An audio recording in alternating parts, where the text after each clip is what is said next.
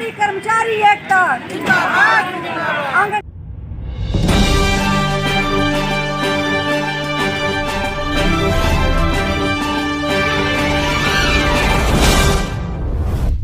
नमस्कार, मेरा नाम है अटिक खन्ना और इस समय मैं इको गार्डन लखनऊ में है। और यहाँ पे अगर आप देखें तो आंगनवाड़ी कर्मचारी एवं सहायिका एसोसिएशन का एक विशाल धरना प्रदर्शन चल रहा है 10 सूत्री मांगों को लेके।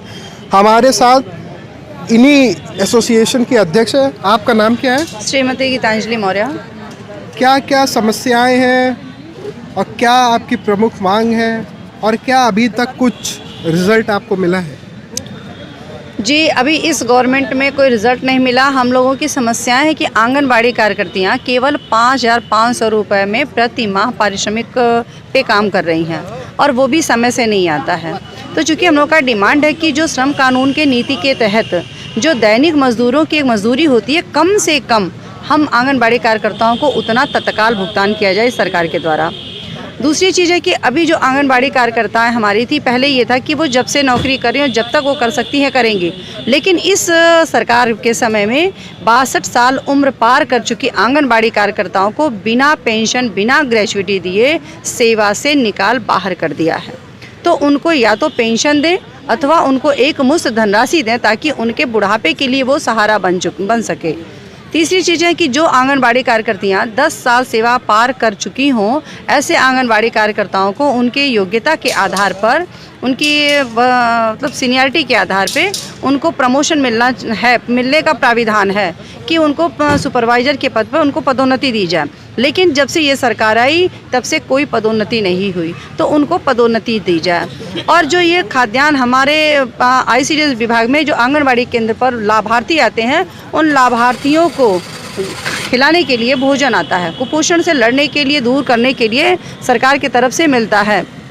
ये जो पोषाहार आता है, इस पोषाहार को कभी प्रधान के साथ अटैच करके देते हैं, कभी मातृ समिति अध्यक्षा के साथ अटैच करके देते हैं। अब नई प्रक्रिया ले आ रखे हैं कि स्वयं सहायता समूह की महिलाओं के साथ ये अटैच करके दे रहे हैं, जो उसी गांव की रहने वाली होती है। और वो इतना उसमें आपसी विवाद, लड़ाई झगड़े हो रहे हैं, जितने लाभार्थी हैं उतना राशन भी नहीं आ रहा है। और उसके अलावा हम लोगों को पोषण ट्रैकर ऐप पर काम करने के लिए कहा जा रहा है, जिसके लिए कोई ऐसी सुदृढ़ व्यवस्था नहीं है, कोई प्रशिक्षण नहीं है, कोई मतलब बहुत अच्छे से इन लोगों को बताया नहीं गया है कि उस ऐप पर ये काम कर सकें। पोषण ट्रैकर ऐप एक लाया गया है, जो मोबाइल भी दिया गया। अभी चूँकि बहुत सालों से डिमांड चल रहा था, तो अभी मोबाइल मिला है, जो कि बहुत पहले से ये कहा जा चुका था कि दिया जाएगा, भारत सरकार ने कह रखा था। लेकिन ये सरकार देते ये बिल्कुल लास्ट में अभी ये सरकार ने देना शुरू किया, जो बिल्कुल डिब्बा है।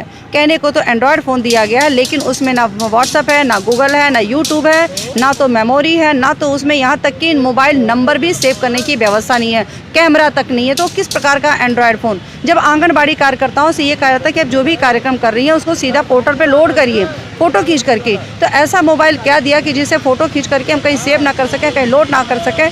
तो ऐसा डिब्बा वो हम सब लोगों को ना दें। इस तरह की तमाम मांगे हैं जो लेकर के हम लोग आज यहाँ पर धरने पर 27 तारीख से क्रमिक अनशन पर बैठे हैं, जबकि ये हमारा आंदोलन विगत 2 दिसंबर से ही जारी है। 13 दिन जिला मुख्यालयों पर विशाल संख्या के साथ ये धरना प्रदर्शन चला और जब सरकार की तरफ से कोई सकारात्मक प्रक्रिया नहीं दिखाई दी, तो हम लोग यहाँ 15 तारीख को लखनऊ पहुँचे प्रदेश मुख्यालय पर।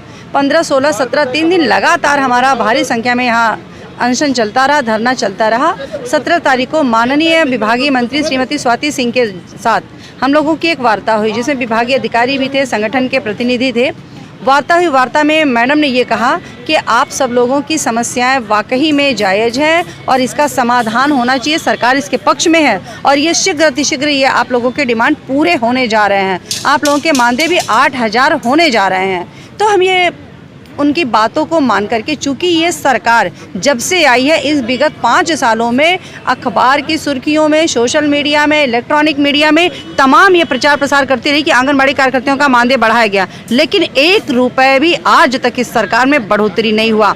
नुकसान बहुत हुआ, ना किसी का प्रमोशन हुआ, आंगनबाड़ी कार्यकर्तियाँ रिटायर हुई। कोविड के समय में, कोविड की नौकरी करते समय, कोविड की ड्यूटी करते समय संक्रमित होकर के लोग मर गए। उनको 50 लाख रुपए का जो घोषणा किया था इन्होंने उन्हें अनुदान देने के लिए, वो भी किसी परिवार को नहीं मिला। तो तमाम दुर्व्यवस्थाएं इसमें पहुंची, लेकिन आंगनबाड़ी कार्यकर्तियों को किसी भी तरह का कोई फ़ायदा इस सरकार से नहीं हुआ। तो इस तरह के इनके कई सारे वादे से हम लोगों का भरोसा उठ गया था, लेकिन माननीय मंत्री जी ने पहली बार अपने तरफ से आश्वासन दिया, इसलिए उनकी बातों को मान करके हम लोगों ने 17 तारीख से धरने को वापस ज़िले में कर दिया था कि ठीक है, आपकी बातों का सम्मान करते हुए हम जनपदों में जा तो रहे हैं, लेकिन अगर एक सप्ताह के भीतर आपकी बातों पर भी कोई प्रतिक्रिया सकारात्मक नहीं दिखती, कोई ठोस रिजल्ट नहीं आता है, तो विवश होकर के फिर हमको लखनऊ के लिए कूच करना पड़ेगा। और नहीं आया, 26 तक नहीं आया, 26 दिसंबर 2021 तक। तो 27 दिसंबर 2021 से ये हमारा क्रमिक अनशन शुरू हो गया है। जो हमारी बहनें, हम लोग ज़्यादा नहीं, एक एक दो बुला रहे हैं एक एक जनपद से, क्योंकि मौसम भी ख़राब है, परिस्थिति ऐसी है। और अगर ये सरकार अभी भी, आप चूँकि ये मीडिया चौथा स्तंभ है किसी भी जनता की समस्याओं के समाधान के लिए, ज़मीनी स्तर से बातों को उठा करके और शासन प्रशासन तक पहुंचाने के लिए, तो आपके द्वारा लगातार पहुंचाया जा रहा है। LIU के माध्यम से भी हमसे तो पूछा ही जाता है, रिपोर्ट भेजी जा रही है, बताया जाता है ऐसा, तो निश्चित है कि उन तक ये संज्ञान में है ही है और उन्होंने वार्ता किया है, तो वो भी चीज़ें उनके ध्यान में होनी चाहिए। लेकिन अभी अगर ये फिर भी अगर वो इस तरह से टाल मटोल कर रहे हैं और कोई ठोस रिजल्ट हमें नहीं आ रहा है, तो मजबूर होकर के हम आगे यहाँ विशाल प्रदर्शन भी कर सकते हैं, आमरण अनशन भी कर सकते हैं, भूख हड़ताल भी कर सकते हैं, कुछ भी। और अगर ये चुनाव से पहले अगर ये नहीं कुछ देते हैं, तो आने वाले समय में हमारी प्रदेश में 4.25 लाख आंगनबाड़ी कार्यकर्तियां हैं, ये 4.25 लाख परिवार हैं, और एक आंगनबाड़ी कार्यकर्ती 1000 परिवार के बीच में काम करती है। तो 1000 लोगों का वोट आंगनबाड़ी कार्यकर्ताओं के हाथ में है। और चूंकि ये BLO का भी कार्य करती हैं, तो कोई ऐसे BLO का हम बिल्कुल लोगों का वोट ही काटने का काम करेंगे और इस सरकार को सत्ते से हटाने का काम पूरी तरह से पुरजोर व्यवस्था से करेंगे, जो आगे आने वाले समय में इस सरकार को भुगतना पड़ेगा। आपकी कितने चरण में अभी तक जो है मुलाकातें हुई हैं सरकार से? अनगिनत बार हुई है, गिनती नहीं है। माननीय मुख्यमंत्री जी से बैठ के हम लोगों ने साक्षात करते हुए कई बार वार्ता किया है। यहाँ तक कि माननीय मुख्यमंत्री जी ने एक वादा किया था कि जब इनकी सरकार नहीं आई थी, उस समय इन्होंने कहा कि अगर हमारी सरकार बनती है तो हम 120 दिन के भीतर मानदेय की बढ़ोतरी करेंगे, सम्मानजनक मानदेय देंगे और सेवा शर्तों में भी सुधार लाएंगे। वो 120 दिन के भीतर जब पूरा नहीं हुआ, तो हम लोग माननीय मुख्यमंत्री जी से मिले। उन्होंने कहा कि APC की अध्यक्षता में एक कमेटी गठित की गई है और जिस कमेटी की रिपोर्ट के आने के बाद आप लोगों के मानदेय की बढ़ोतरी की जाएगी। 7 जून 2017 को APC की अध्यक्षता में गठित उस कमेटी के साथ माननीय मुख्यमंत्री जी भी उसमें थे और हमारे संगठन के सभी प्रतिनिधि भी थे और सबके साथ वार्ता हुई। माननीय मुख्यमंत्री जी ने उस रिपोर्ट के आधार पर वहां पर घोषणा किया कि आपका मानदेय कम से कम 8 से 10,000 बीच बढ़ाने जा रही है सरकार, जिसका 1400 करोड़ रुपए अतिरिक्त व्यय भार हमारी सरकार पर पड़ेगा और बहुत शीघ्र ही आपको देने जा रही है। लेकिन अभी तक वो वादा उनका पूरा नहीं हुआ, वो घोषणा करके भी वो मुकर गए। उसके बाद 22 फरवरी 2018 को उन्होंने वीडियो कॉन्फ्रेंसिंग के माध्यम से प्रदेश की 4.25 लाख आंगनबाड़ी कार्यकर्ताओं को संबोधित करते हुए स्वयं उन्होंने कहा अपने मुंह से कि आप सब लोगों का 1500 रुपये प्रतिमाह बढ़ोतरी मानदेय में किया जाता है। वो भी नहीं आया। उसके बाद 2 महीने के बाद उसका शासनादेश जारी होता है कि आप लोगों को प्रोत्साहन राशि के रूप में 1500 रुपया दिया जाएगा और उसमें 9 कंडीशंस थी कि जो किसी भी आधार पर उस कंडीशन को हम लोग पूरा कर ही नहीं सकते थे। वो भी चलिए ठीक है, प्रदेश में हम कोई 10-20 भी तो ऐसी आंगनबाड़ी वर्कर होगी कि वो कंडीशन को पूरा करे। अगर वो कंडीशन पूरा किया ही नहीं जा सकता तो निश्चित है कि वो कंडीशन जो लगाया गया है वही बहुत ख़राब है। उसके बाद वो स्वतः वो प्रोत्साहन राशि का जो फरवरी के वादे के अनुसार उन्होंने 7 जून को निर्गत किया था, वह स्वतः समाप्त हो गई और 2021 में नया शासनादेश जारी हुआ पुनः प्रोत्साहन राशि का। और अभी 18 अगस्त 2021 को मीडिया के माध्यम से हम लोगों को पता चला कि 7.69 करोड़ या कितना था, कितना 70 लाख कुछ करोड़, 7,69,000, हाँ कुछ बजट पास 7,69,000 रुपए मानदेय बढ़ोतरी के लिए बजट पास हो चुका, लेकिन वो भी पैसे अभी तक नहीं आंगनबाड़ी कार्यकर्ताओं के खाते तक पहुंचा। तो कहाँ ये सारे झूठे, ये किस लिए इतनी सारी झूठी बातें कही जा रही हैं? क्या महिलाओं को बेवकूफ़ समझ रखा है? इनकी सरकार का ये नारा है कि बेटी बचाओ बेटी पढ़ाओ और बेटी को आगे बढ़ाओ। क्या आगे बढ़ा? और बेटियां अपना अधिकार मांगे तो लाठी बरसाओ। एक शायद उनकी ये पंक्ति छूट गई है। हम ये कहना चाहेंगे कि आप लोगों के माध्यम से कि ये जोड़ दें कि बेटी बचाओ, बेटी पढ़ाओ, आगे बढ़ाओ, और अगर ये अधिकार मांगे तो लाठी बरसाओ।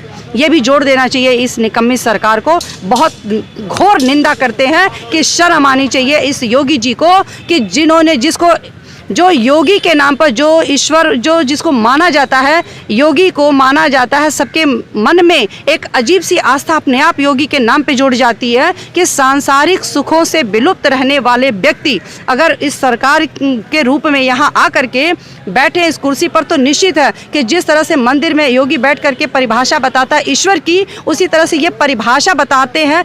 सीधे नाम लेने पर एक मन में ऐसी इनके प्रति सहानुभूति आती है, ऐसी सिंपैथी आती है कि योगी हैं, और निश्चित है कि ये हम लोगों के लिए ईश्वर के रूप में है। लेकिन ऐसे व्यक्ति के मुंह से इतना छलावा कतई बर्दाश्त करने योग्य नहीं है। शर्म आती है कि अगर ये योगी जी इसी तरह झूठ बोलते रहे और ये इस तरह से कुर्सी पे बैठे रहे, तो निश्चित है कि हम सब लोग तो थोड़े धैर्य के साथ यहाँ डिमांड के लिए पहुँचे भी हैं, सरकार से आर पार लड़ने की लड़ाई लड़ रहे हैं। लेकिन कितनी बहनों तो शर्म से मर जाएंगी जो इनके इस सरकार के लिए लानत है।